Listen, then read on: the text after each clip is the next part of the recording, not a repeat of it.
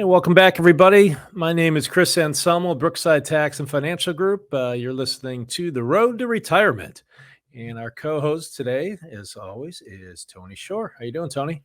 I am doing great, Chris. Great to be here. I'm excited. I'm pumped up. I've had about 40 cups of coffee this morning and in Yeah, preparation just so I can keep up with you, Chris. You yeah. know I, that. I'm not a coffee guy, but a lot of people are. But they say you Yeah. should be because I guess it's supposed to be good for your brain, believe it or not. Really? And Huh. probably the Diet Coke I consume probably is not. Yeah.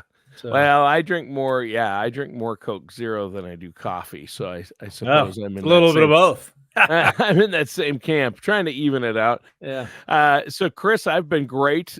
Just had a busy week. Are you guys busy? You're starting to get We're, back into your yeah, busy season? we've been swamped all year, which is a good thing. So a lot of our clients, we do a lot of financial planning and also estate planning, so that keeps us busy. And Sure. some of the busiest things we've been doing is, the nursing home protection planning, but that'll be a topic for another show. Yeah. So today, I thought we'd talk about. I was reading an article about, is it too late to save when you're 50? You know, but I don't think so. So there's a lot of things you can, and I'll put up a little screen about what you can do. A lot of times people, a couple things, they haven't saved before they were 50 because they were too busy raising their kids and spending all that Right. money on kids. Right. And they're just now probably getting into their best earning years. So when you're 30, especially if you have kids and you're 30, it's hard to save money. So Right. once you have your salaries increase or your business is doing better, you can put a little more money away. So we thought we'd go over some of the things you can do when you're 50, and most of the stuff that we're going to talk about is people who are check cashers, right? They have a wage, they don't have businesses, so I don't say they're limited, but they have a defined amount of money that's coming in. So what can we do to help save some of that money? So again, I'm going to try and share my screen here. Sure. Um, I don't know if you can see that, but Oh yeah. okay. Saving after 50. I love it. And I did it even worse in Notepad today. So you guys picked on Oh, me with Word Perfect. So this is Notepad. Uh, so first things the first things for a lot of people that are working is, there's catch-up rules on your retirement plans. Once you're 50, you get a little increase. It's usually $5,000 to $7,000 a year more than if you're under 50. So they're helping you catch up to your retirement savings. So if you can take advantage of those and max those out, oftentimes your employer will have matching. So you want to make sure you're contributing enough that you're maxing out what your employer is matching. So if they match, in your you 401k, you're talking yeah, about a 401k right now right. So for our two listeners. Yeah. Right. So, they might match 2, 3%. Maybe I've seen it as high as 6 or 7%. That's free money. So if you put in, you put in some money and they match. So you put in 7%, they put in 7%. That's free money. So, if you really haven't started saving, these are some of the things that maybe you can catch up on. So, just a little bit. So when you're at 50-ish, right? You can right now your max you can put about $30,000 away in one of these 401ks. So if you could save $30,000, simple math, for the next 15 years before you retire at 65, and you could average 6%, you'll have over 700 grand. And if you wanted to wait, if you wanted to work it a longer till 70, you'd have over $1 million saved. So, Wow. um, it's just that, was it, I don't know if it was Thomas Edison, who was the, Compounding interest. compounding interest, was it Yeah. Edison or no, maybe it was, Well, it's been attributed to a number of people. Ben yeah, Franklin, yeah, Thomas the Edison. power, yeah, the power of, Or no, compounding. Maybe it was Einstein. Einstein, power of compounding interest. Yeah, they attribute it to Einstein. That's right. Okay, well, then, he kinda knew what he was talking about, I so think he probably did. Albert so Einstein was a so, I sharp mean I cookie. mean, Yeah. what we're kinda saying is that, like, it's not too late, right? Right. So, Right. and you are where you are, so it's you can't turn back the time. So if you're 59, so I haven't saved, forget about it. it's not too late. So you know, Right. maybe you have to tighten up your budget a little bit, because if you're going to put $30,000 away in from your salary, you may have to tighten your budget a little bit. But Sure. and we'll talk about, I think we talk about that later in here. Another thing is, often a lot of employers now have will help contribute to a health savings account. So that will be like free money, because that's not even taxable to you. So if you can Wow. contribute to your health savings account and use those to pay medical bills in the future, you know, that might be, it's not a ton of money, but it can add up over time. Maybe it's only, you know, $5,000 a year or whatever it is, but it'll add up over time, especially if your employer's contributing to that. Right. Maxing out Social Security, we talked about this, and we haven't done this in a while, but we should probably talk about this on another show. But you know, basically at 62, when you first can get your Social Security, you're only getting 75% of what you could get at your full retirement age. So for most people listening or already retired, full retirement age is probably either 66, between 66 and 67. There's like 66 and 2 months, 4 months, whatever. So at that full retirement age, whatever yours may be, you're going to get 100% of what your Social Security you were supposed to. If you could wait a little longer, it grows by 8% a year. So if you wait until 70, you get 132% of what you would get at 66. Now, the caveat is you get less checks. Right. Right. Well, yeah, Right. yeah. So, If you file, 70, you know, when we've run these Social Security maximization reports that we talked about on other shows, and if you want us to do one, it's fine. It doesn't cost us anything to do them. 70 is usually not the best time, and neither 66. no. So it's somewhere, there's a sweet spot in the middle. Yeah. And It's usually not 62 or 70. It's somewhere in yeah. the middle. So Yeah. so what we do is we put in your ages, what your full retirement accounts would be, and oftentimes we can tweak it. So some people might say, "Look, you know, my family history is not good. I'm not going to live to 80 or 85. So maybe I want to take it early." Okay, so that's fine. You know, the pure math may say take it at 67 in 2 months, but you're saying, "No, I'm not waiting that long." Then that's fine. But at least you'll have the information at hand and decide whether or not you want to do that. And 70 is oftentimes, I think most people think, what I hear generally is what you just said. I'm going to take it at 62. I'll get the most checks. The other one is I'm going to take it at 70 because it's going to be the biggest check. But again, you know, if you between 60 and 62 and 70, that's 8 years of checks that you're not getting. Right. So Yeah. somewhere in there, when we run the report, it'll tell you what's the best time to take it between For you and your you, for spouse. you personally, Right. and I like how it's personalized, and that's what people don't realize is, oh, my brother-in-law said you got to take, Yeah. you know, Social Security as soon as you can at 62. That's how you get the most money. And then somebody else says, you got to wait until you're 70. But it's different for everybody. But I love that report because it helps people find their sweet spot. Plus, it You know, depends. everybody has a different sweet spot Right. where it's going to work the best for them. And you know, you can calculate, nobody has a crystal ball, but you can calculate it out to the best of your ability, and that's going to help you in retirement. That is a great way to save after 50. You know, and it's not just linear. So it's not just, you know, I could do it on a calculator, because there's so many other factors. It depends if you're married, depends what your spouse you know. So when we do this, if you're married, we're crunching the numbers to say what is the best overall for the whole family when to take it. If your wife's older, your wife could be younger, vice versa.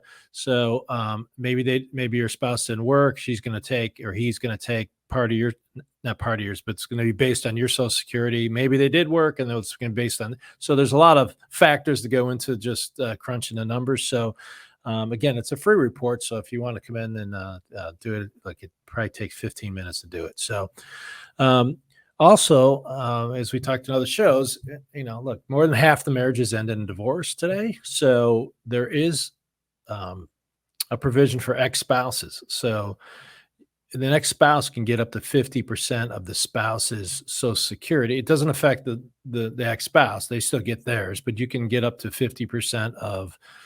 But a couple rules: you have to be full retirement age, and you have to be married for at least 10 years. Right. And there are some other factors in there, like if if your retirement, if your Social Security is more, or if you're making too much, like my sister, she has a situation, but they're telling her because she's still working, she's making too much, so she doesn't get this. So there are some factors in there, but if you do have that situation, at least come in and talk about it, and maybe we can run the numbers and find out maybe you can. I mean, maybe you can't, and it's not going to affect your Social Security when you turn your full retirement age. So maybe this is some free, I don't say free money, but you need to go through the pain of getting divorced. But but it's available money, so why not take it if it's available to you, right? Well, yeah, obviously you want to take advantage of it, and that's one a lot of people miss, isn't it? I mean, Yeah, the spousal benefits and the ex-spouse benefits are amazing. I mean, you can have been, yeah. There's stories about somebody was married a long time ago, but they were married for 10 years, and they didn't have much Social Security of their own, and they didn't realize they could have been collecting. yeah, and we've had cases where people have been married more than one time for more than 10 years, Right, right? right. The spouse could have died, they remarried. So, so you get to pick the highest, whichever one's the highest you can get. And the other fact I didn't put on here is sometimes you have in second marriages, you might have minor children. So someone gets remarried later in life and has um, married, let's say, marries a younger woman, and they have children in the second marriage. So the husband, let's say, who's 65 years old now, goes to collect Social Security. His minor children can also get a check. There's max limits on how much the family can get in total, but we've seen this happen several times. So dad's 65 years old, mom's 32, they have kids, the kids are minors. Not only is dad going to get a Social Security check, but the minors can get Social Security checks too. So, and that's not uncommon, but I think a lot of people don't know that. So, if that's one of your situations, that's worth talking about. Just Yeah, investigate it. The worst they can say is no, you don't get it, right? Or you're already right, maxed out for the family. So, right. but you'd hate, it could be thousands of bucks a month. So if your kids are minors, and they might get checks until they're 18. I mean, so, they put that money away from the kid that might pay for their college or whatever. So, we'll talk about that. Paying down debt. It's not really good to go into retirement with a lot of debt unless Right. it's calculated. Like Unless it's good debt. There's right, good debt and bad debt, right? I mean, right, if you're earning, 6% on your investments and your mortgage loan it's is three. only is 3%, like ours is 2.9, you'd be stupid to take that money that you could have invested in the Correct. market and use it to pay off your 3% mortgage. That doesn't make any sense. Why not use the bank's money instead of yours and keep yours invested and earning money, right? Is that the point? Absolutely. And the counter is true too. You have 25% credit card debt. You got to get rid of that, Yes. right? Even if you have to take out an equity line on your house to pay it off, your equity line, what's it going to be? 5, 6, 7%. I don't know what the rates are in equity lines right now, Yeah. but it's going to be a hell of a lot cheaper than 25% on a credit card. Yeah. Yeah. So, so if you are getting into retirement, you got to get rid of that credit card debt. It's so easy to spend on credit cards, and I don't want to say I'm guilty of it, but like the difference between having cash in your hand and a credit card that's got a $20,000 limit, like if you only have $100 in your hand, that's all you're spending that day, right? So, because people get caught up in it, and all of a sudden they're like, wow, I got $50,000 of credit card debt, and you're making the monthly payment. You're like, oh, I'm making the monthly payment every year. You're never going to pay it off. It's going to be 20 years later, you're still going to owe the money. So, credit card debt's a big one. Mortgages, we talked a little about that. If you got a really good interest rate in the last few years, maybe you want to keep that. Car loans. I often look at car loans. Oftentimes last time I looked at a car loan, they're offering car loans at like 1% or something like that. So maybe you take that loan. Yeah. So, but if you're going to pay 6, 7, 8%, then, I don't know, and then a lot of people lease, right? So I have a lot of clients as they get older, they just they want to know I'm spending $310 a month on my car, Yeah. and they're okay with having that payment forever. So they can budget that and say, look, I'm okay with that. And they're not worried about the interest rate and whether it's, fiscally responsible and all that. But look, I know I can afford $310 a month, and that's what I want to lease for. So, and my mom's like that. She's been leasing cars for the last, I don't know, maybe 10, 15 years because she doesn't want the maintenance. God bless her. She probably drives maybe 6,000 miles a year, right? So now if you're going to lease and you're going to drive 40,000 miles a year, that's probably not going to be a good option for you, right? Because you're going to go over most leases are 12 to 15,000 miles a year. And then if you go over, it might be like 25 cents a mile. So you got to be careful on that. So Yeah. the other thing is go through a real budget. I think we talked about this on the last show, is like how much you really spending a month. You'd be surprised how much you spend a month. How much is your stupid phone bill and cable bill? If they even call it cable anymore. Your streaming services. I mean, and you got 6 streaming services and you don't watch any of them. Yeah. So maybe you can you might be able to cut a couple $100 a month out of that. And that's just a little more you put. People don't like to think about that, but the budget, maybe call it a spending plan if that helps. Yeah. But I'll tell you what, it helps so much. Yeah. I know if we go through times where my wife and I don't take time to budget, we're stressed about money all the time. Right.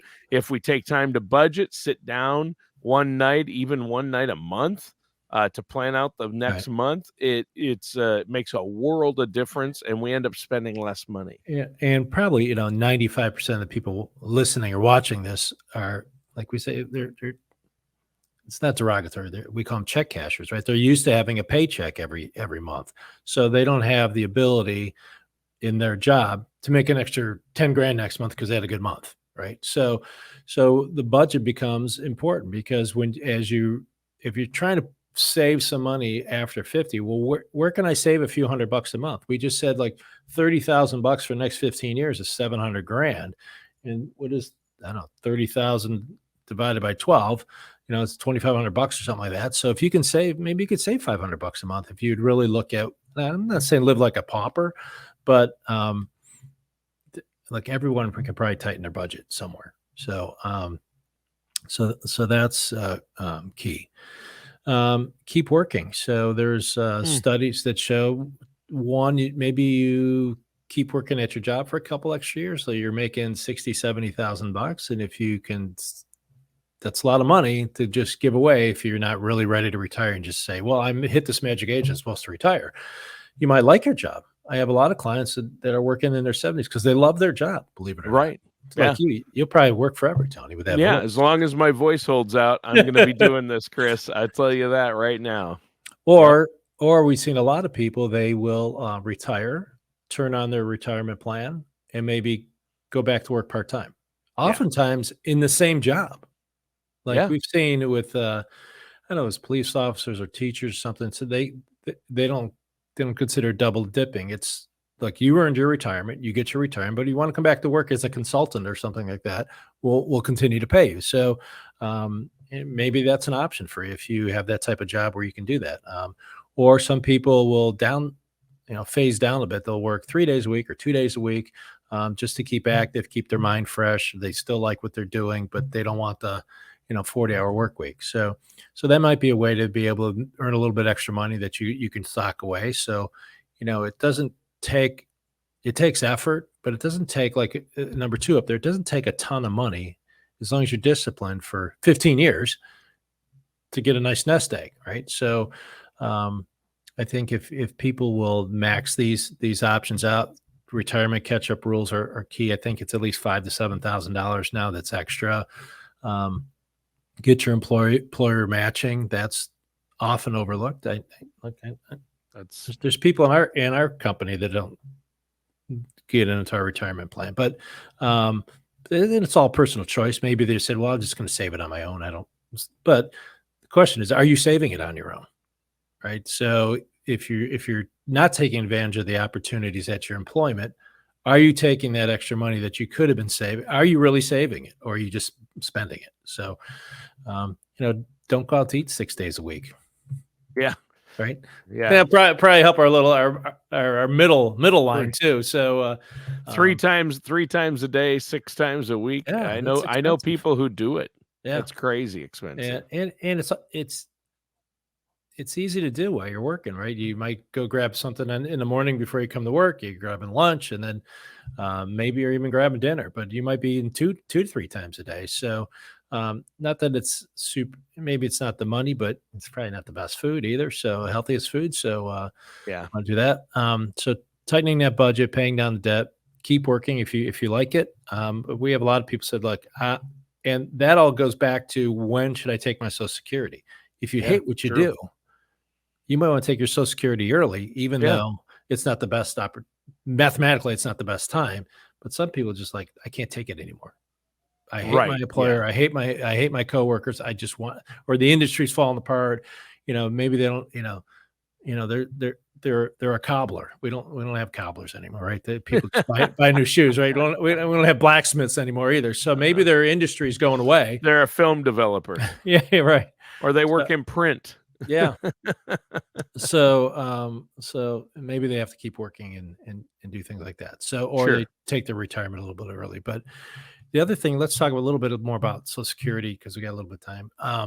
You got to be careful when you take your Social Security early if you're still working. So if you haven't hit your full retirement, let's say your full retirement age in our example, 66.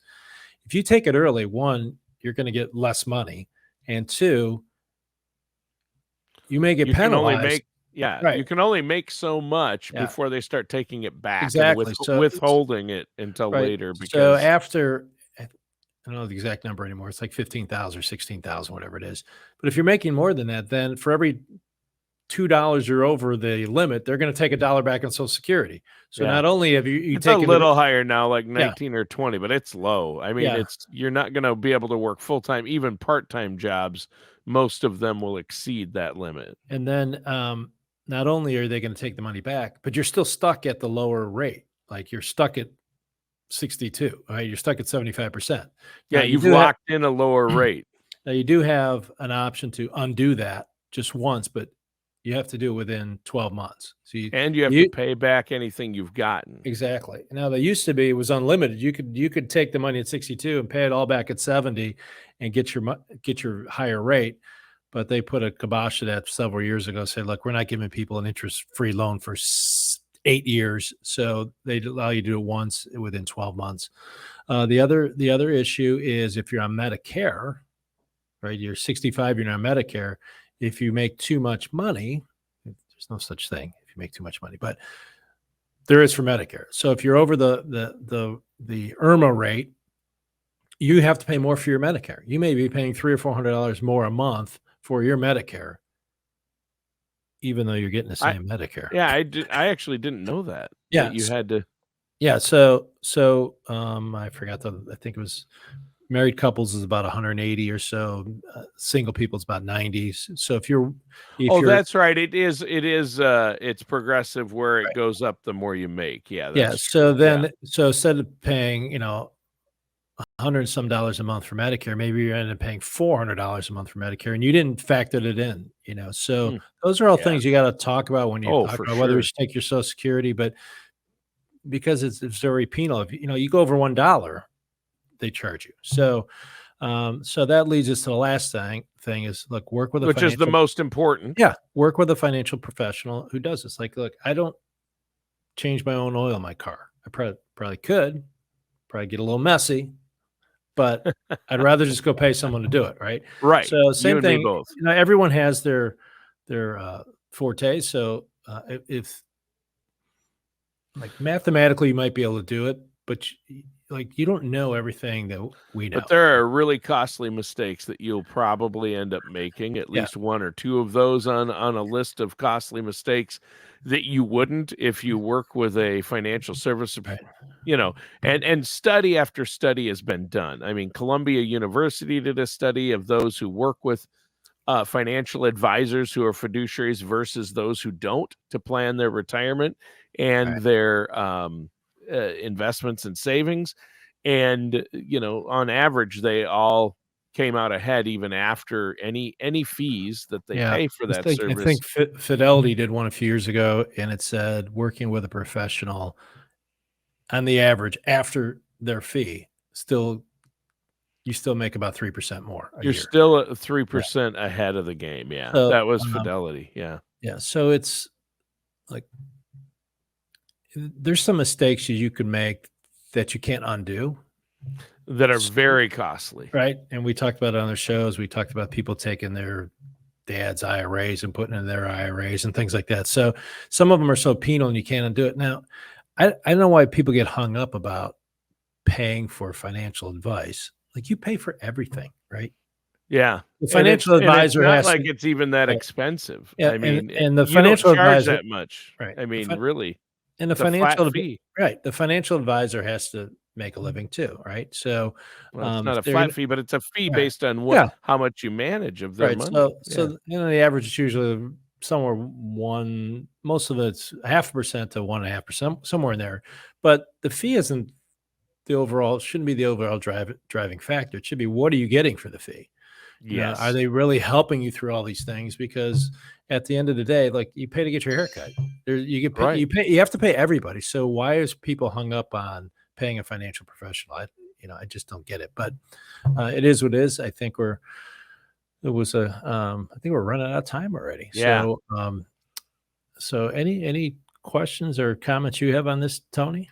Well, I think, yeah, I think you covered it really well. There are a lot of ways to save after 50. If you tighten the belt a little bit and put more away, the catch up contributions are huge. And you mentioned those at the beginning of the show, and everything in between to the final piece. Have a fiduciary who's going to look out for your best interest. That's what it means to be a fiduciary. So Yeah. if you're working with somebody now and they call themselves a financial planner, make sure they're a fiduciary, make sure they're working for you. And, if you want to get a second opinion on that plan, Chris, I think they should pick up the phone, give you a call at Brookside, because you've got a great staff there. You and Tony Right. and the staff there do a great job, and you guys retire every day. I mean, I don't know people who That's all think we they do. can. Yeah, you go through this process with people as far as investing and creating retirement funds and retirement income. Yeah. You do this every day and go through things like Social Security, estate planning, healthcare planning, Medicare planning. You Well, do this every day with your clients and with people you meet with. I just, to the DIYers out there, don't go it alone. it, it, Use a financial it professional. yeah, it's not. It's oftentimes what you don't know that's going to hurt you. It's not like Yeah, yeah, it's like sometimes you see a legal document. So I read the whole thing. Yeah, it looks good, but there's 17 things that should be in there that aren't in there, right? yeah. Give us a call at 440-886-3550 or our website, brooksidetax.com. We have a Calendarly system that you can go in and make your own appointment. So you can go on our website and make your own appointment if you want. Again, brooksidetax.com or 440-886-3550. All right. All right. Thanks, Tony. We'll take great us out show, and we'll Chris. see you next week. Yeah. Well, another great episode of The Road to Retirement with our host, Mr. Chris Anselmo. Thanks, Tony.